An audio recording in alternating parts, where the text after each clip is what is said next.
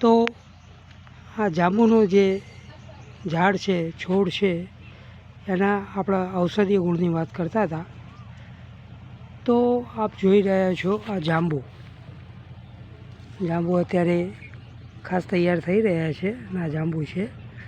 હવે આપણા આરોગ્ય માટે જ્યારે વાત કરીએ, માનવ આરોગ્ય માટે, તો ઘણા બધાને ડાયાબિટીસ રહેતું હોય છે.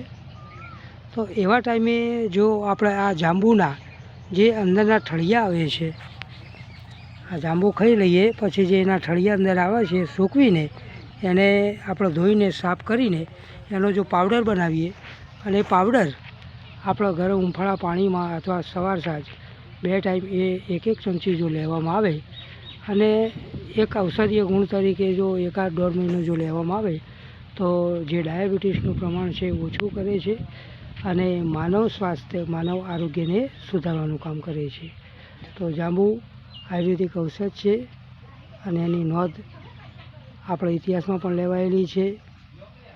એક ઘરેલું અખતરા તરીકે અને ડૉક્ટરની સલાહ મુજબ આયુર્વેદિક ઔષધ હોવાથી જો એ રીતે પણ આપણા ઘરે એનો ઉપયોગ કરવામાં આવે તો આરોગ્યને પણ કંટ્રોલમાં રાખે છે અને તંદુરસ્તી એનું જીવન માનવને બક્ષે છે. તો આ જાંબુ જે છે એનું વાવેતર પણ આપણે કરીએ તો ઉત્તમ છે અને બધા લોકો આ ઔષધ માટે પણ વિચારે એ સૌના માટે જરૂરી છે. જો વિડીયો આપણને યોગ્ય લાગે તો જરૂરથી મિત્રોમાં, કુટુંબમાં, અન્ય જગ્યાએ શેર કરશો, લાઈક કરશો, સબસ્ક્રાઈબ કરશો અને આ ઔષધની પણ જે છે સમજ એને બધા સમજતા થશો.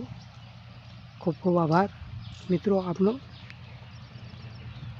અરવિંદ પટેલ, ફેસબુક મલ્ટીમીડિયા ઉપરથી.